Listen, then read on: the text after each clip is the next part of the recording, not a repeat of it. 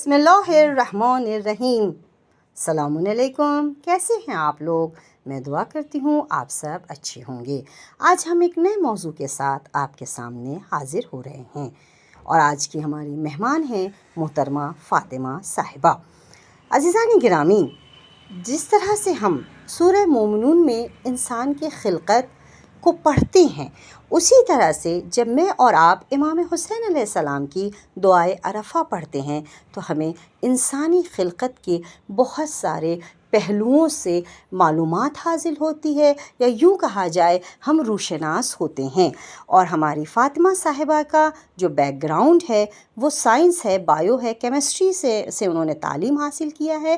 تو دعائے عرفات میں خلقت انسان کو مولا نے کتنی چیزوں کو بیان کیا ہے، اس کو آپ کے سامنے پیش کر رہی ہیں، سماعت فرمائیے۔ السلام علیکم ورحمۃ اللہ وبرکاتہ۔ آج میں آپ کے سامنے ایک ایسے دلچسپ اور انٹرسٹنگ ٹاپک کے ساتھ آئی ہوں جسے سائنٹسٹ ریسرچ کے ذریعے، مشینوں کے ذریعے، میڈیسن کے ذریعے پتہ لگا رہے ہیں، لیکن وہی چیزیں بغیر کسی مشین کے 1400 سال پہلے ہمارے اور آپ کے امام نے بیان کر دی۔ آپ دیکھیں کہ ہم دعائیں کیوں مانگتے ہیں۔ دعائیں ہم جنت کی خواہش میں مانگتے ہیں، ہمیں ثواب مل جائے اس لیے ہم دعائیں پڑھتے ہیں، اور ہماری دنیا میں تمام خواہشیں پوری ہو جائے اس لیے بھی ہم دعائیں پڑھتے ہیں۔ لیکن جب اہل بیت دعا پڑھتے تھے تو ان کی کیا وجہ تھی؟ وہ کیوں دعا پڑھتے تھے؟ وہ جنت کی خواہش میں دعا نہیں پڑھتے تھے، وہ بندے کو وہ راستہ بتا رہے تھے کہ اب بندہ اپنے خالق سے کس طرح سے قریب ہو جائے، کس طرح سے قربت حاصل کر لے۔ وہ راستہ امام نے ہمیں دعاؤں کے ذریعے دے دیا، اور دعائیں صرف دعا نہیں ہیں، دعاؤں کے اندر وہ علم کا خزانہ ہے، علم کا وہ مجموعہ ہے دعا، جو آج دنیا حیرت میں ہے کہ کیسے اس زمانے میں امام بتا کر چلے گئے۔ تو سب سے پہلے میں جس دعا کا ذکر کرنے جا رہی ہوں وہ دعا ہے دعائے عرفہ، جو امام حسین علیہ السلام نے سن 60 ہجری میں میدان عرفات میں پڑھا۔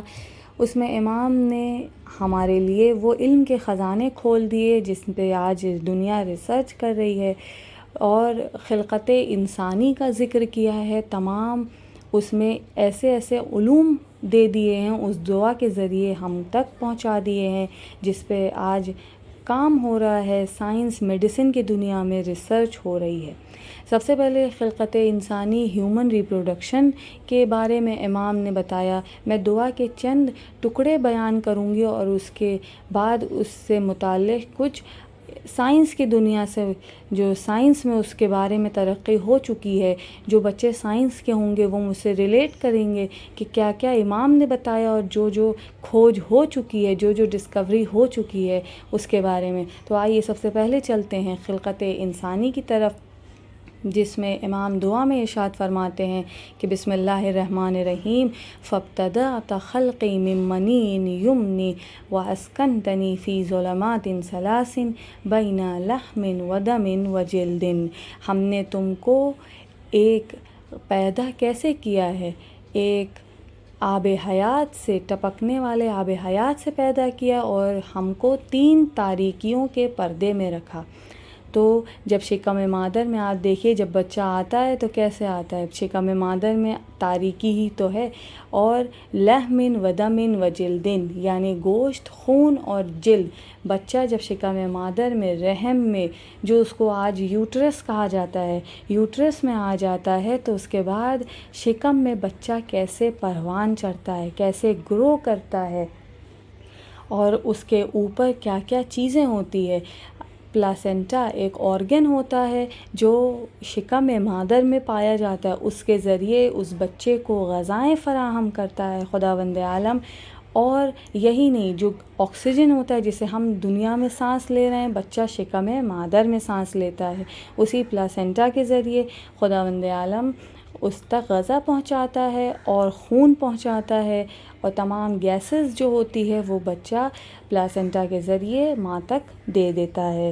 تو یعنی یوٹرس ایک ناشپاتی، ایک جو پھل ہے پیر اس شیپ کا ہوتا ہے، وہ غبارے کی طرح دھیرے دھیرے بڑھتا رہتا ہے 9 مہینے تک، اور 9 مہینے کے بعد جب بچہ اس دنیا میں آ جاتا ہے اس کے بعد وہ واپس سے اسی شیپ کا ہو جاتا ہے.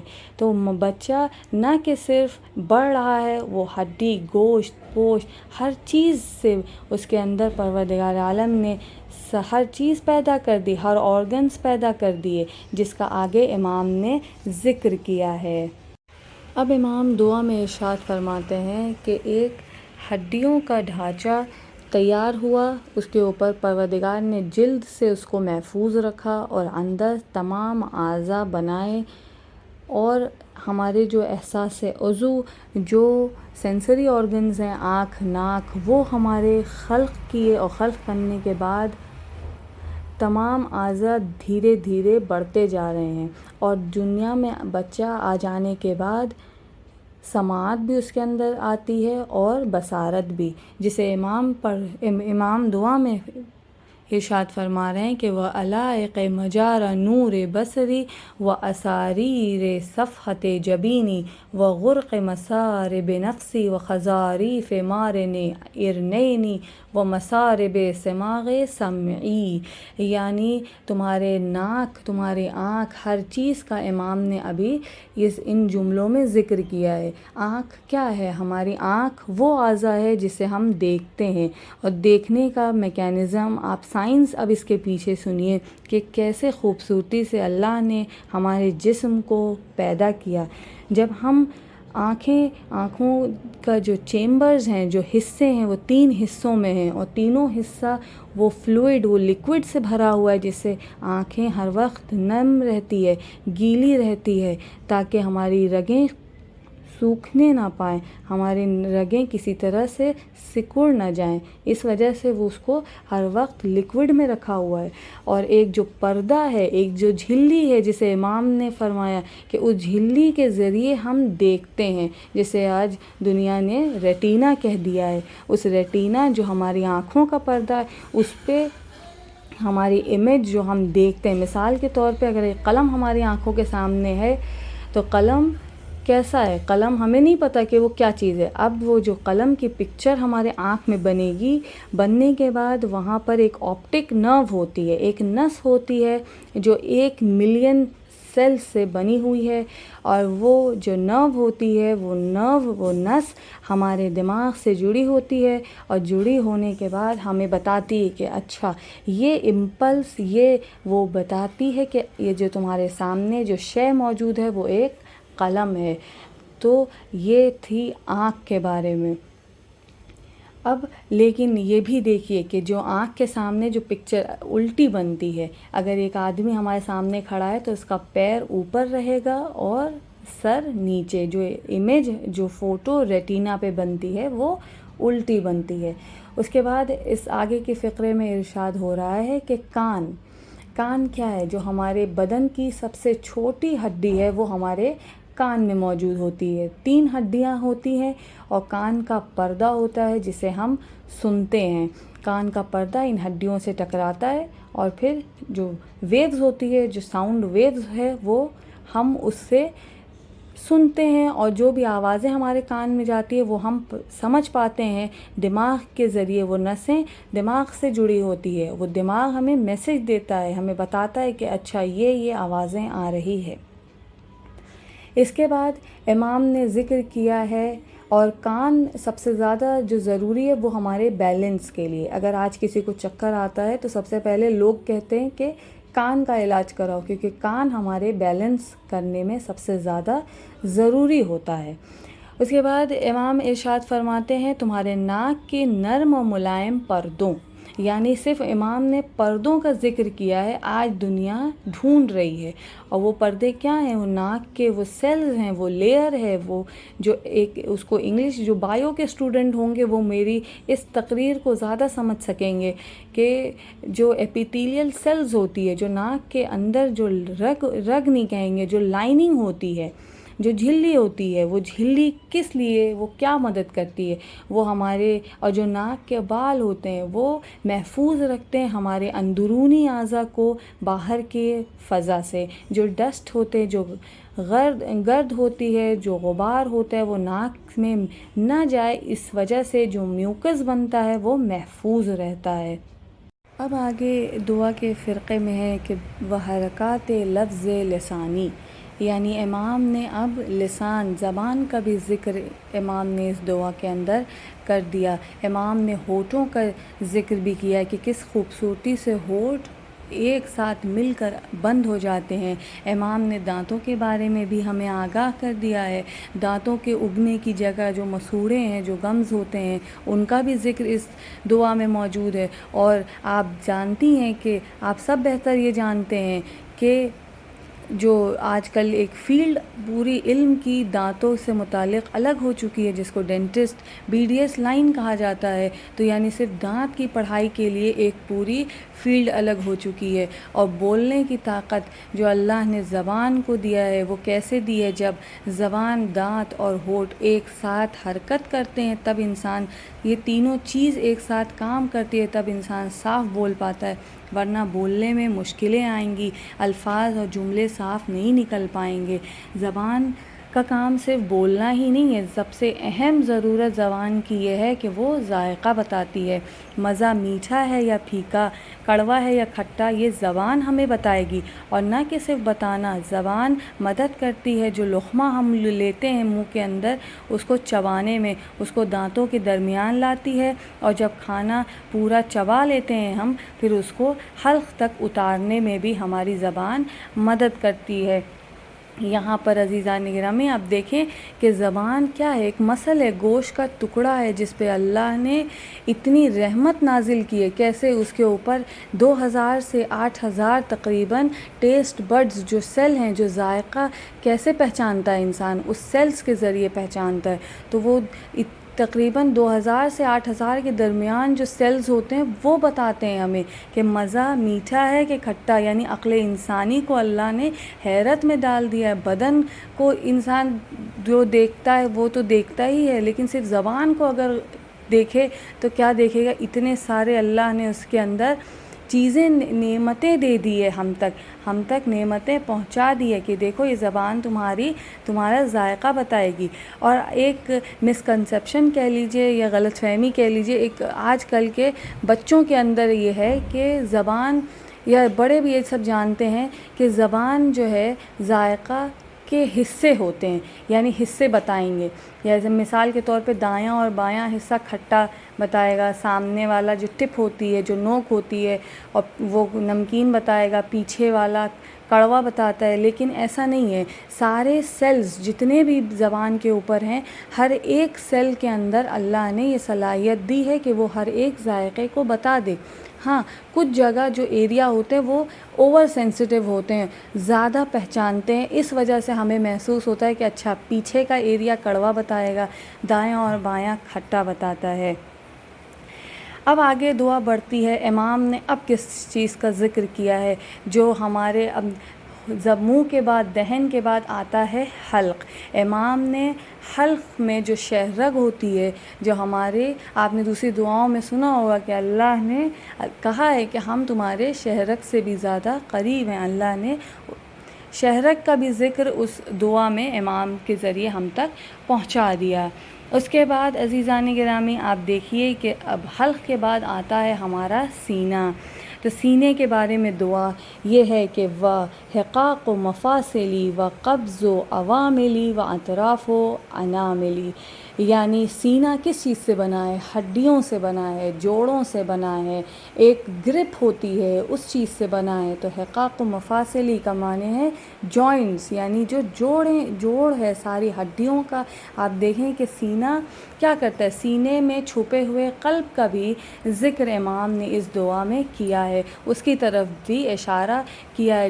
اور یہ بھی آپ غور کریں کہ سینے میں جو ہمارا دل ہے وہ ایک انوکھے طریقے سے اللہ نے اس کو رکھا ہے، اور ایسی جگہ رکھا ہے کہ اس کا تحفظ بھی کس سے ہو رہا ہے؟ ہڈیوں کے ذریعے ہو رہا ہے۔ یعنی سر، دماغ ہمارا، کھوپڑی جو اسکل ہے اس سے ہمارا محفوظ کر دیا ہے، اور جو ہمارا قلب ہے، جو ہمارا پھیپڑا ہے، جو ہمارا دل ہے، اس کو بھی اللہ نے ہڈیوں کے ڈھانچے سے ہمارے دل کو محفوظ رکھا ہے تاکہ ہمیں اس سے چوٹ نہ لگے۔ تو آپ دیکھیں ہڈیاں کیا ہے، ہڈیاں بھی تو اللہ ہی کی نعمت ہے اور قدرت الہی ہے کہ انسان جب بچہ پیدا ہوتا ہے تو پیدائش کے وقت 270 کے آس پاس ہڈیاں موجود ہوتی ہے بچوں کی، لیکن جیسے جیسے بچہ بڑا ہوتا رہتا ہے اس طرح سے ہڈیاں ملتی رہتی ہیں، آپس میں جڑتی رہتی ہیں، فیوز ہوتی ہیں، اور فیوز ہونے کے بعد جب ایک آدمی مکمل بن جاتا ہے، بڑا بچہ بن جاتا ہے، ایک ایڈلٹ ہو جاتا ہے، تو اس میں پھر 206 ہڈیاں بن جاتی ہیں۔ اور جوڑوں کا بھی، یعنی ہر ہڈی ایک ساتھ نہیں ہے، ہر جگہ اللہ نے اس میں جوڑ رکھا ہے تاکہ انسان اٹھ سکے، بیٹھ سکے، اور 7 طریقے کے میجر جو جوائنٹس ہیں وہ ہمارے باڈی میں ہیں، اور ہر ایک جوائنٹس ایک اہم طریقے کا موومنٹ کر رہا ہے۔ اور یہی نہیں، جو سینے کی جو ہڈیاں ہیں اور اس کے پاس آپ نے دیکھا ہوگا کہ 2 عدد وہ ہڈیاں ہیں جو ایک دوسرے میں جڑی نہیں ہیں، ان کو ہم انگلش میں یا بایو کی زبان میں فلوٹنگ ربس کہا جاتا ہے، اور اردو میں اس کو پسلیاں کہتے ہیں۔ پسلیاں اس لیے ہماری بغیر کسی دوسرے ہڈی کے جڑی ہے کہ وہ ہماری سانس لینے میں مدد کرتی ہے۔ سانس میں ایک مسل ہوتی ہے جو ہمارے پھیپھڑوں کے نیچے ہوتی ہے، اس کو کہا جاتا ہے ڈائفرام۔ تو ڈائفرام ایک ایسی مسل ہے کہ جب ہم سانس لیتے ہیں تو سینے میں ہوا بھرنے کی وجہ سے وہ ڈائفرام پھول جاتا ہے، وہ کھڑا ہو جاتا ہے۔ اس کے بعد جب ہم سانس کو باہر جب ہم ایکسہیل کرتے ہیں تو واپس سے وہ ڈائفرام مڑ جاتا ہے۔ یعنی اللہ نے یہ نظام میں قدرت رکھا ہے کہ جس وقت ہم سانس لیں گے وہ ڈائفرام ہماری مدد کرے گا۔ تو یعنی ایک ہڈیاں ایسے بھی ہے، اور اس سے زیادہ اب آگے ہم بڑھتے ہیں تو اس اہم دعا میں امام نے بالوں کے اگنے کی جگہ سے لے کر پیروں کی ہڈیوں تک جو جوائنٹس ہیں اس کا بھی، اور یہی نہیں کہ انگلیوں کے فنگر پرنٹس کا بھی ذکر آپ اس دعا کو جب پڑھیں گی تو پائیں گی کہ ان فنگر پرنٹس کا بھی، یعنی ہر نشیب و فراز کا ذکر کر دیا ہے، پورے جسم کا ذکر امام نے اس دعا میں بتا دیا ہے۔ یعنی جو انسان دنیا میں کھوج کر رہا ہے ہیومن انیٹمی، جو اس دعا کے ذریعے پورے بدن کا ذکر امام نے، پورے بدن کا علم ایک تحفے کے طور پہ اس دعا کے طور پہ ہم تک پہنچا دی۔ اسی لیے تو اگر ہم اپنے بدن ہی کو دیکھ لیں گے تو سب سے زیادہ اسی اللہ کی قربت کیوں حاصل ہو جائے گی، اسی سے حاصل ہو جائے گی کہ اہل بیت سے حاصل ہو جائے گی۔ اور یہی نہیں، مولا یہی تو کہتے ہیں کہ اگر انسان کو اپنے آپ کو دیکھ لے تو خدا سے قریب ہو جائے گا۔ تو ہمارے پاس صرف دعائیں نہیں ہیں، علم کو بتانے والے امام بھی موجود ہیں جس سے دنیا کے دوسرے جو مذہب کے جو مذاہب کے لوگ ہیں انہوں نے بھی اہل بیت پر رشک کیا۔ ایک 1700 صدی کے مورخ تھے جو ہسٹورینز جن کو کہا جاتا ہے برٹین کے، برطانیہ کے، ایڈورڈ گبن، انہوں نے مولا علی کے بارے میں ریسرچ کیا، اور جب ریسرچ کیا تو انہوں نے کہا کہ وہ جو شخصیت تھے وہ ایک مکمل مجموعہ تھے، کس چیز کا؟ علم و حکمت کا۔ اور ہر دشمن چاہے زبان کی لڑائی ان سے کرے یا زبان سے تکرار کرے، زبان سے سوالات کرے یا تلوار سے، ان کی فصاحت و بلاغت سے وہ مغلوب ہو جاتے تھے، فدا ہو جاتے تھے۔ یعنی اہل بیت سے، ہم لوگ کے مولا سے، آقا سے، نہ کہ صرف شیعہ، تمام دوسرے مذہب کے لوگ بھی ان پر رشک کرتے تھے، ان پر فدا ہو جاتے تھے، ان کے سوالات، اور امام نے ایسے ایسے سوالات کے جواب دیے ہیں جسے آج دنیا دھیرے دھیرے ڈھونڈ رہی ہے، اور کئی ایسے خزانے ابھی بھی علوم کے چھپے ہوئے ہیں جس میں آگے لوگ ان دنیا میں ڈھونڈیں گے۔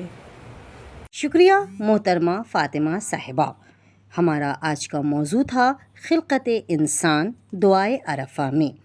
میرے دوستوں، سامعین، جیسا کہ ہمارے ویڈیو کا ایک مقصد ہے، ہم یہ ساری چیزیں آپ کے سامنے کیوں لے کر آ رہے ہیں، ہم چلتے ہیں اپنے اس مقصد کی طرف۔ نمبر 1، ہم دعاؤں کو ثواب کی نیت سے صرف نہ پڑھیں بلکہ اس کے اندر علوم کو تلاش کریں کہ اس کے اندر دعاؤں میں کون کون سے علم چھپے ہوئے ہیں۔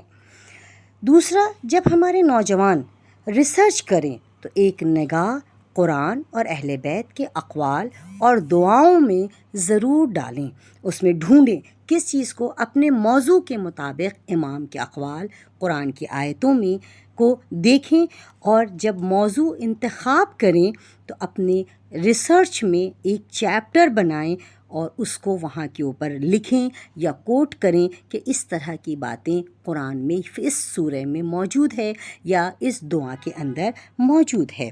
اس طرح سے حق بندگی ادا ہوگا اور ہمارا کیا ہوگا، رشتہ توحید مستحکم ہوگا۔ ہم نے اپنے جب پڑھنے کا انداز تبدیل کریں گے تو انشاءاللہ تعالی خدا بھی ہماری مدد کرے گا۔ ہماری یہ پیشکش آپ کو کیسی لگی ہمیں ای میل کے ذریعے آپ ضرور بتائیے گا۔ خدا حافظ، التماس سے دعا۔